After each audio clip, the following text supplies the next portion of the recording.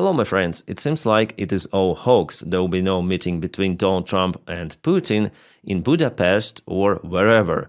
Or maybe it was just postponed for unlimited period of time, unknown period, it's better to say. Why? Well, maybe because for Donald Trump even, it is now understandable that this meeting is just for nothing. There was a phone call between Rubbia and Lavrov the day before yesterday. They spoke for more than an hour for sure, and as a result of this conversation, Rubbia understood that Russia is not willing to cease fire. Russian demands are the same as they were years ago. Putin wants all of those territories which he put in his constitution, including Donbass and Donetsk Oblast, fully. The issue here for Putin, first of all, that Ukraine has the robust defense line. It goes across Dobropilya and through Slavyansk, Kramatorsk and Konstantinivka. And the Russian army, for now, is incapable to penetrate those defense lines and get control over this region. Behind this area, Ukraine doesn't have those kind of the robust defense lines, and there are just few settlements which could be used as the defense positions. So basically, by occupying this territory, Russia opens the door or the gate to advance to Pavlograd and later on to Dnipro city. Also, they might go northbound to Kharkiv and attack the city from two of the sides. And a couple of days ago, Zelensky mentioned, I think I already said about it, but I want to mention it in this video, that why this big country as Russia wants to get those few square kilometers of Ukrainian land. For what?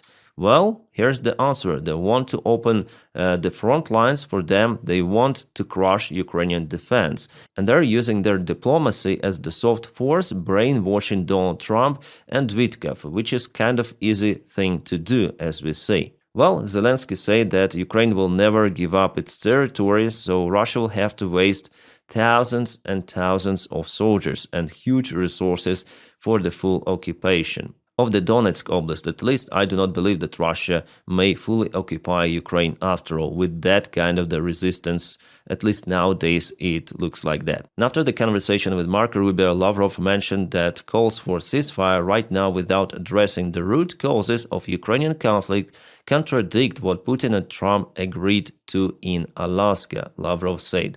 Well, actually, there was no agreement in Alaska. We understand that. It was the failed meeting, even though Donald Trump praises it as something new, but no, it was complete miserable diplomatic failure. Plus, the Russian foreign minister claims that most of Ukraine will remain under Nazi control if a ceasefire is agreed upon now. And here again, I want to show you this map. So Lavrov claims that Ukraine, those Nazis in Ukraine, will keep control on most of the Ukraine, but even if Russia occupies all of those regions, still Ukraine has its sovereign right on most of the Ukrainian territory. So what he says here, that Russia will not let Ukraine control the most of the territories of Ukraine, most of Ukraine. It's kind of the interesting word swaps. That's why sometimes I listen to those even Russian officials, because they say what they think, and they again say about the root causes of war. And the root cause is for Russia to obtain some sort of the security guarantees. That is what Putin said to Donald Trump during their last call. And even Trump told to Zelensky about some sort of the security guarantees for Russia. Then Putin mentioned United States, that United States should guarantee those security measures for Russia by withdrawing the NATO forces from Eastern Europe entirely. Not just American forces, but all of the forces. Those countries should exit somehow NATO alliance. And that is the main thing here, not the Donbass, not even Ukraine. Putin wants to restore his empire. In every video, almost in every one, I tell about this stuff. I'm 100% sure that Putin thinks like that, because he tells that openly in his interviews, press conferences.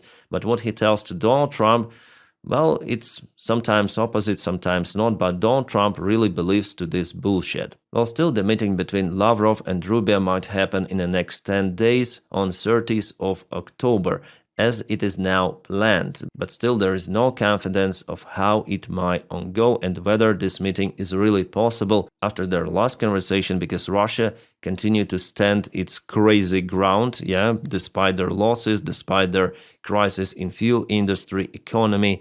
Still, they want to reach the goals of the special military operation and resolve the root causes of this war. And for this reason, I don't see how the objective conversation is possible between Lavrov, Rubio, between Putin and Trump. Everything is the same. We are going on the same circle for months, months, and months. And sometimes then we hear some of the pro-Ukrainian Trump's rhetorics or anti-Russian rhetorics. It is just blah, blah, blah. Trump will tackle once again and again and again. That is how it is. That is how Donald Trump was built, probably. No consistency, no competence.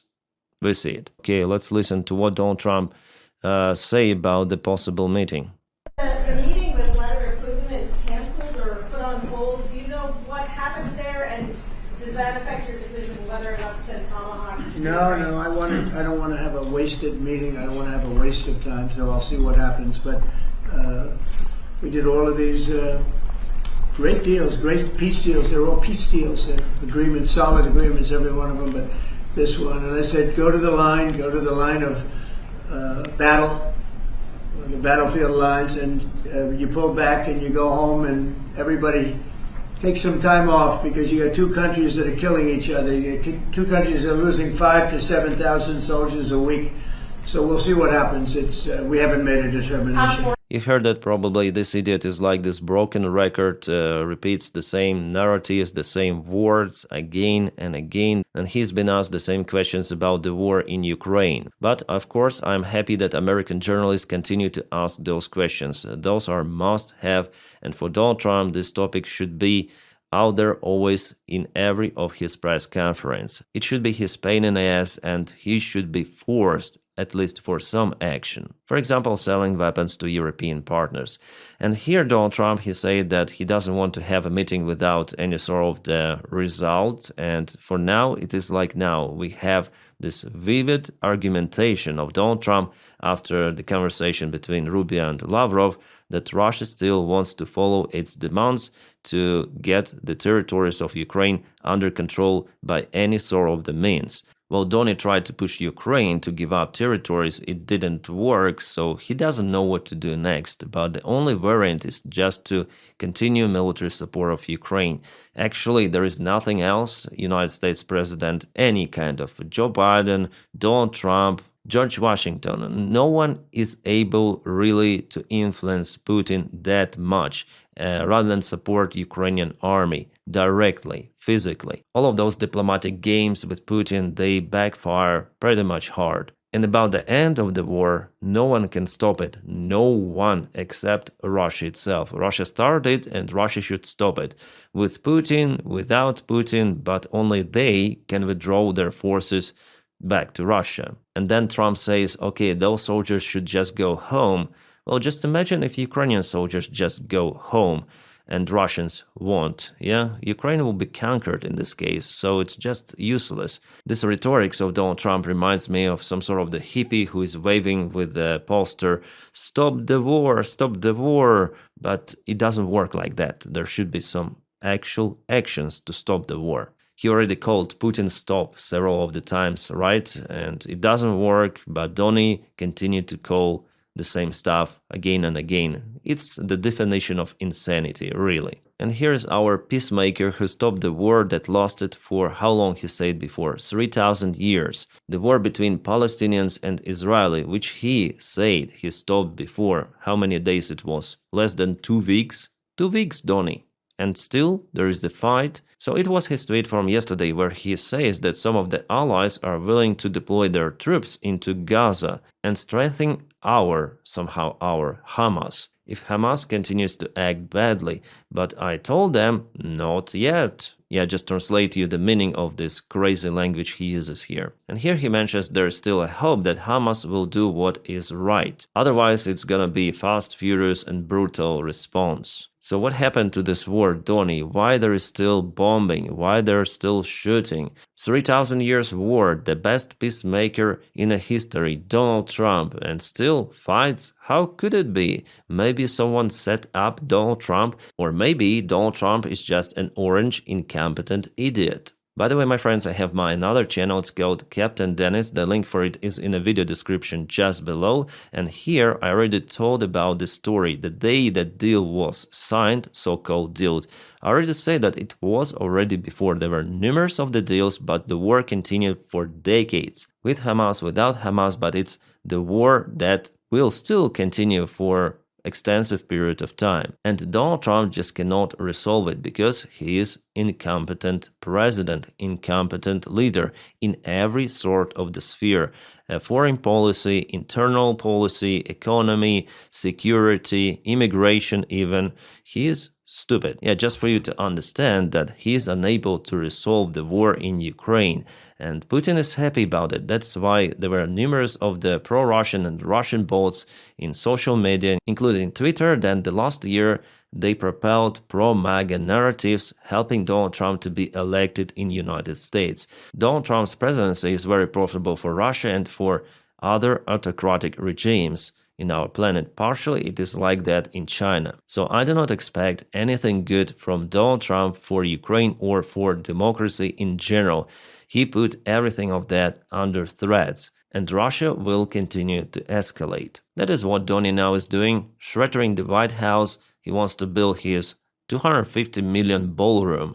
Crazy. But that is Donny. There is no better way to spend those money, and there is no better activity than to destroy the White House, which is also people's house, a historical heritage. Who cares? Let's just crush it. By the way, before he mentioned that he would not touch the construction itself. But here you see it, yeah? Well, I don't have a clue whether this project is a real one and not just AI-generated image, but if it is like that, it is crazy ugly. As you might see, guys, the situation is completely out of control, but still I have my own prediction that the war will continue because there is no any sort of the move from Russia, and they don't want actually to finish this war, unfortunately. And only they can do it, not Ukraine, not the United States, not the European Union. Ukraine may just defend itself, actually, stopping Russia physically. But without the proper military support, it's not possible. That's why Russia is propelling forward, taking small portions of the ground. Yeah, Russians mainly bogged down, they're struggling, but they have big resources to continue the war for now, but we'll see in a few years how it could be. With more pressure on Russia, it is actually possible not to slow down the war, but to cause Russian regime to think, okay, maybe it's not profitable for us right now to continue this war. Let's cease fire for at least several years, because I'm sure that Russia has strategic decision to occupy all of the Ukraine. But at least there could be some of the gap for Ukraine to prepare for another war scenario. But now we see that the pressure on Russia has been released by White House administration. We also see that Europeans continue to trade with Russia.